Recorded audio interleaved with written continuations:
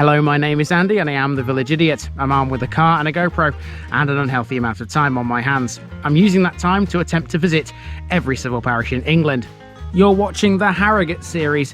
Harrogate is a large borough, one of the 11 districts of North Yorkshire. It's got 139 civil parishes. Which one are we in this episode? Welcome back to Harrogate again, everybody, and once again the weather is still drab, miserable, misty, foggy, everything you want to call it, but I'm still in good spirits. Now, I've brought you to another really small place here in the borough today, but it's quite a busy one because it's sited on a major crossroads, and it's all around the crossroads. I'm going to call this one the Star because the route I'm going to take, it's going to go up one road, down another, up another, like this. It's like a four-pointed star. It's going to be the route when I've eventually finished it. Welcome to Ferrensby.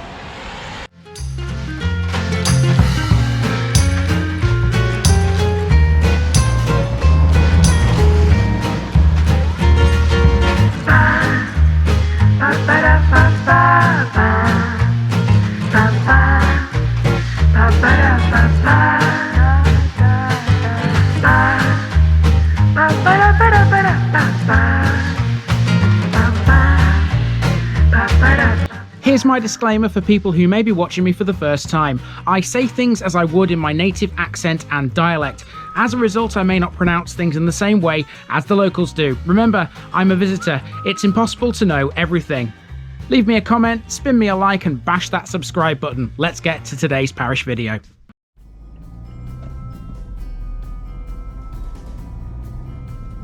Ferrensby, village of the Faroese man.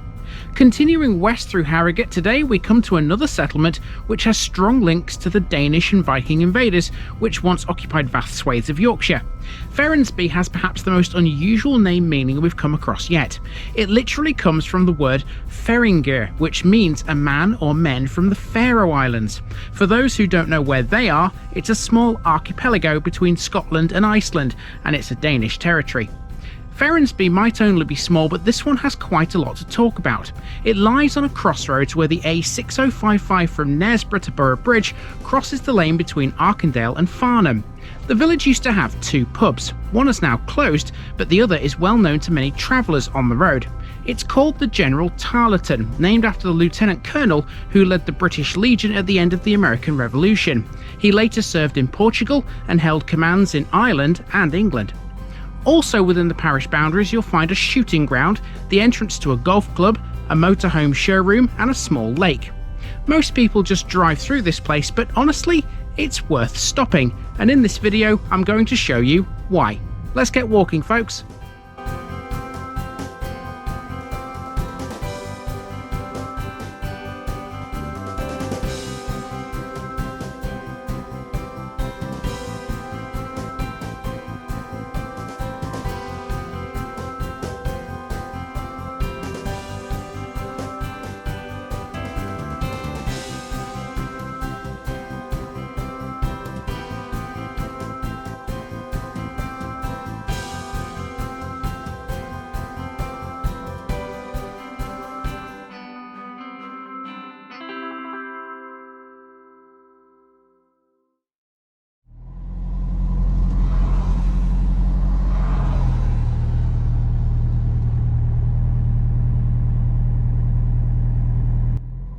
We begin on the A6055 which runs between Knaresborough and Boroughbridge. Here we're to the south of the village at the entrance to Knaresborough Golf Club. The majority of the club is actually in Scriven, but it straddles the parish boundary. It's one of the finest courses in the area, and the club has continually invested in its beautiful haw tree design and its raft of challenges. Fully within the boundaries is the Hazelbank Shooting Ground, which sits on land that's owned by the golf club. It was established in 1960 and it's for Claypigeon shooting.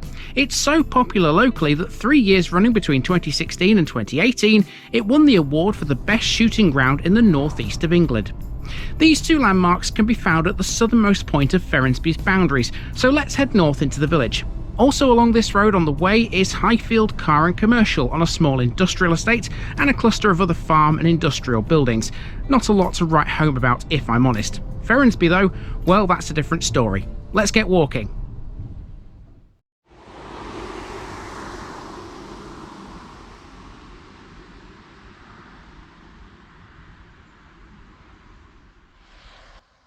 Our main walk starts on Slingsby Close.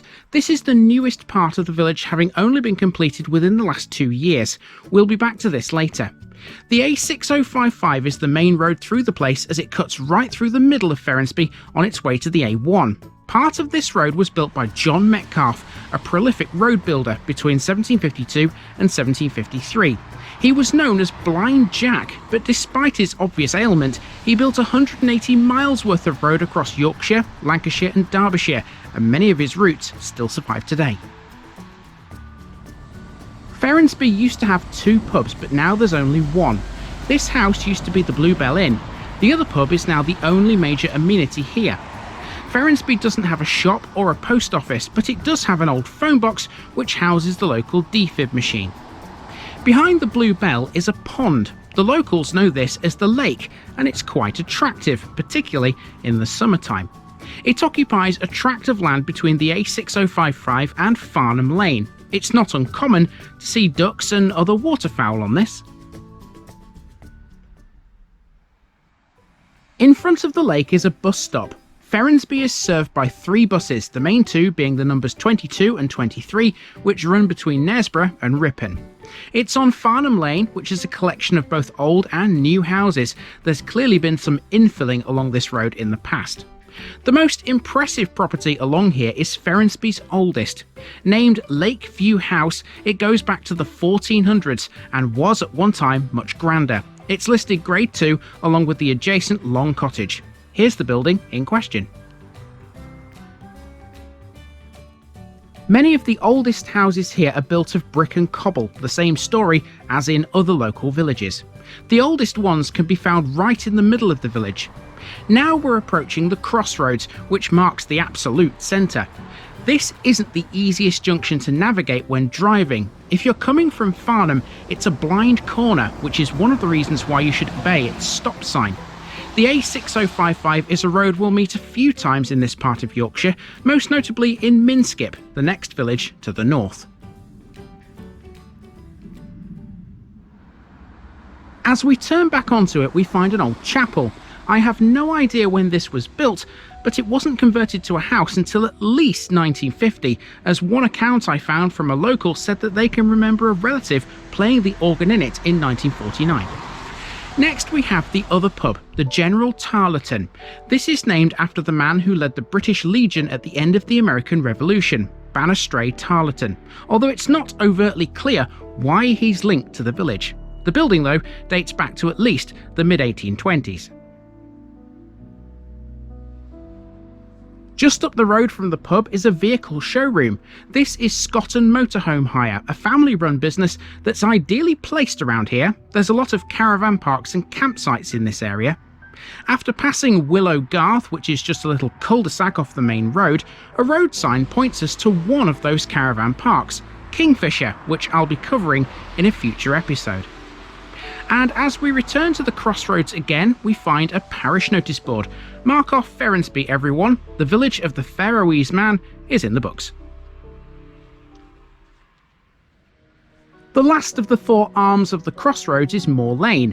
This is the road that runs to Arkendale and ends in that village close to the Mar. You also might remember part of this from an Out for a Drive episode I put out last year too. I have to say this was probably the least interesting of the streets because it's generally newer properties, mainly bungalows lining both sides of the road and houses which are at private drives. So with not much more to see, I opted to turn around and head back to the crossroads again and to the impressive Ferrensby Grange. This is it here on the corner. Being located on a major road, Ferrensby once had a lot more. Besides farms, it had several trades to aid travellers, like a blacksmith's for example. The blacksmith's forge no longer stands though. It was removed to make the crossroads safer, and the village pinfold also suffered the same fate. We're now back to Slingsby Close. Slingsby is an important name in these parts, by the way. Several tracts of land were owned by the Slingsby estate, including Ferrensby, but that's a story for another time. Okay, and we are back at Slingsby Close, where we began. Very small place, Ferrensby, isn't it? Lovely, but just very, very small, and quite a busy place with the crossroads, two roads meeting each other there. That's just how it is. Time to move on to the next one. And folks, we are done with another small village in Harrogate. They're 10 a penny out here, aren't they? Next week we'll be looking at another one. If you thought this one was pretty good, next week we can go up a notch. Get ready for a place that has a beautiful church, some gorgeous other old buildings, and even a sailing club. See you there soon.